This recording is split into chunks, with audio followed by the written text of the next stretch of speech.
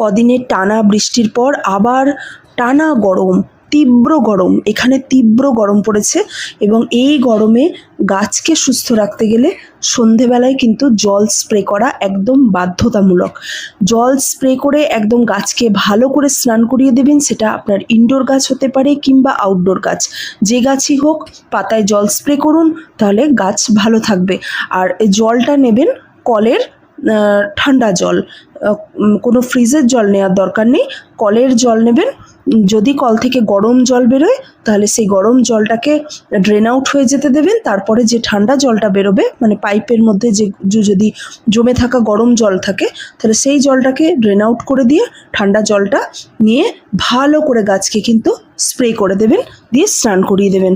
তাহলে কি হবে, গাছগুলো এই গরমের হাত থেকে রেহাই পাবে এবং আপনার গাছ খুব ভালো হবে।